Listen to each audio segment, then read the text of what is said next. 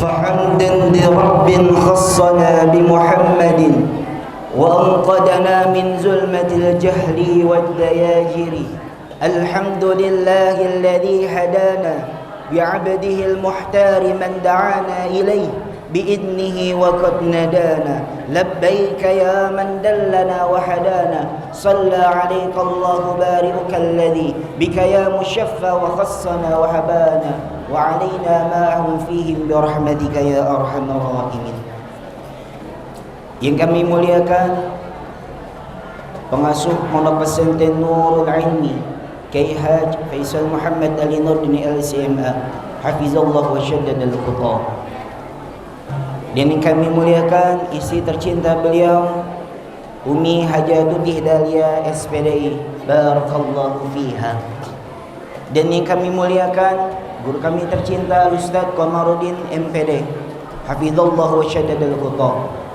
Dan yang kami muliakan segenap para alim ulama, para tokoh masyarakat, para aparatur pemerintah yang senantiasa dijaga oleh Allah Subhanahu wa taala. Alhamdulillah, Allah Subhanahu wa taala memutus para nabi dan rasul itu sesuai zaman, sesuai keadaan, sesuai dengan kondisi.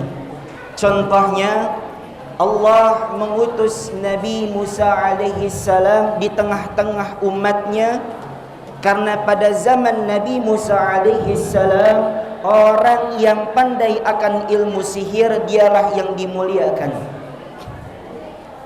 Maka Allah mengutus Nabi Musa alaihi salam di tengah-tengah umatnya membantah dan menghancurkan, melulantahkan sihir-sihir yang ada pada zaman Fir'aun pada saat itu. Sehingga tidak sedikit para penyihir di zaman Fir'aun itu mengikuti ajaran Nabi Musa alaihi salam.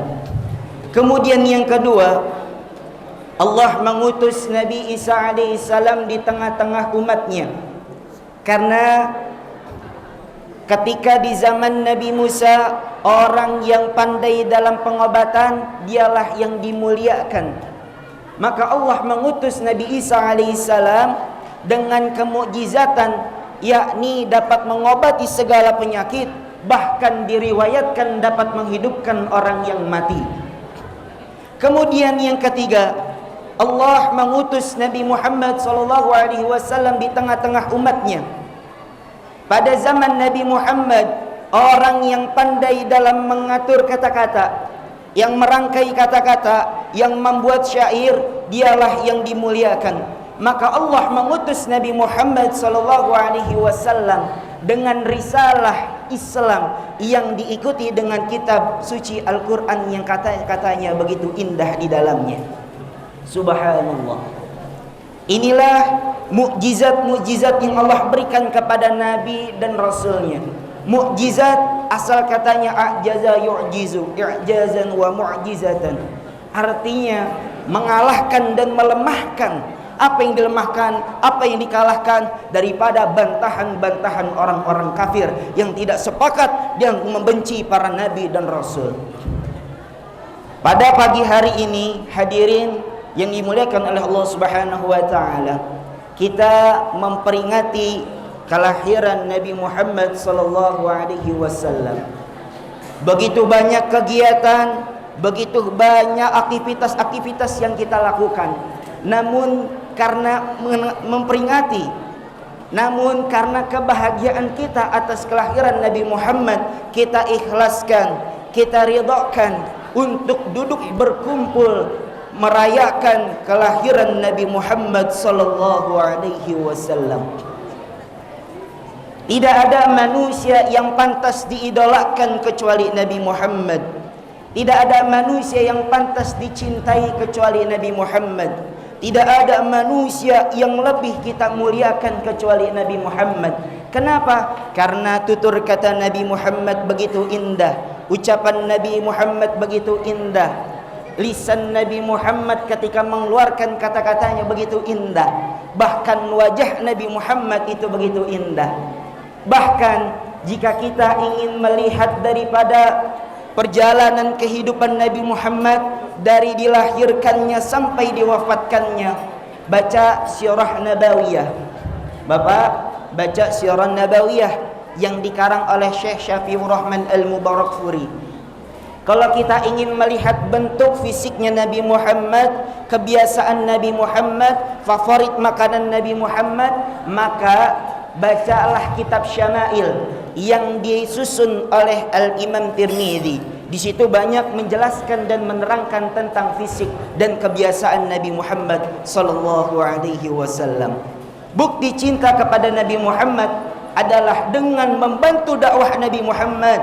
Tidak harus menjadi seorang ustadz, tidak harus menjadi seorang kiai, tidak harus menjadi seorang syekh yang berbicara di depan ribuan bahkan jutaan orang. Cukup sebarkan kebaikan lewat perilaku yang baik, berdakwah dengan tutur kata yang baik, berdakwah dengan perilaku yang baik, sehingga orang lain senang dengan apa yang kita bawa, sehingga tidak sedikit dari mereka yang akan mengikuti kita. Hadirin jamaah yang dimuliakan oleh Allah Subhanahu wa taala, ada sebuah hadis Nabi yang sangat membahagiakan. Apa hadis Nabi? Tuba liman ra'ani wa amanna bi. Sungguh beruntung orang yang melihat diriku, wa amanna bi, dan kemudian dia mengimaniku. Beruntung melihat Nabi Muhammad dan beriman kepada Nabi Muhammad. Tapi ada lagi yang lebih beruntung. Thumma tuba, thumma tuba, thumma tuba, wa amanna bi wa lam ra'ani. Sungguh beruntung, sungguh beruntung, sungguh beruntung, 3 kali penyebutannya. Wa amanna bi, orang yang beriman kepadaku, wa lam ra'ani, walaupun dia belum pernah melihatku. Maka siapakah yang disebut tersebut? Adalah kita sebagai umat akhir zaman. Dan salah satu bentuk kecintaan kita membantu dakwah Nabi Muhammad, berjihad di jalan Allah Subhanahu wa taala. Ada di dalam kitab Riyadhus Shalihin yang dikarang oleh Imam Nawawi di dalam bab tentang jihad. Wa an Ibni Mas'ud, dari Ibnu Mas'ud radhiyallahu anhu, qultu, bertanya, ya Rasulullah, ayu amalin ahabbu ila Allah taala, amalan apakah ya Rasulullah yang sangat dicintai oleh Allah Subhanahu wa taala? Qala, menjawab Rasulullah, as-salatu ala waqtiha, salat tepat pada waktunya. Ada hadis Nabi mengatakan, bainar rajuli wa baina syirki tarkus shalah, perbedaan antara seorang muslim dengan orang syirik adalah meninggalkan salat. Wa fi riwayatil ukhra, dan pada riwayat yang lain, bainana wa bainahum tarkus shalah, faman tarakaha faqad kafara. Barang siapa antara kita orang muslim dengan mereka orang-orang kafir dan syirik adalah meninggalkan salat, faman tarakaha faqad kafara, barang siapa yang meninggalkan salat dengan sengaja, maka ia dikatakan dan digolongkan sebagai orang yang kafir secara nyata. Hadirin yang dirahmati oleh Allah Subhanahu wa taala. Kemudian tsumma ayyu, kata Ibnu Mas'ud, apalagi ya Rasulullah? Birrul walidain, berbakti kepada kedua orang tua. Manusia, para santri ini harus tahu, manusia yang sering berbohong adalah ibu. Sosok ibu ialah manusia yang sering berbohong. Ketika menyuguhkan makanan kepada anaknya, ibu mengatakan, nak, makan, ibumu ini sudah kenyang, padahal ibunya belum sama sekali makan. Maka manusia yang sering berbohong adalah ibu terhadap anaknya. Kemudian awas, hati-hati wahai anakku, wahai para santri sekalian, kalau masih ada ibu di antara kita, maka bahagiakanlah, muliakanlah, jagalah mereka, jagalah ibu kita. Ingat, karena mereka lah yang menyebabkan doa-doa kita menembus ke langitnya Allah Subhanahu wa taala. Maka jadi anak jangan melawan terhadap orang tua. Kalau ingin bahagia dunia dan akhirat, birrul walidain, berbaktilah kepada kedua orang tua. Tsumma ayyu, kemudian Ibnu Mas'ud bertanya lagi, apa lagi ya Rasulullah? Al jihadu fi sabilillah, jihad di jalan Allah Subhanahu wa taala. Hadis muttafaqun alaih. Ya, jihad di jalan Allah Subhanahu wa taala. Apa itu jihad? Jihad adalah berupaya dengan sekuat tenaga untuk mencapai kebaikan. Jihadnya seorang ayah adalah mencari nafkah. Jihadnya seorang ibu adalah melahirkan dan mendidik anaknya. Jihadnya seorang anak adalah berbakti kepada kedua orang tua. Jihadnya seorang guru adalah mencerdaskan muridnya. Dan jihadnya seorang santri adalah menuntut ilmunya Allah Subhanahu wa taala.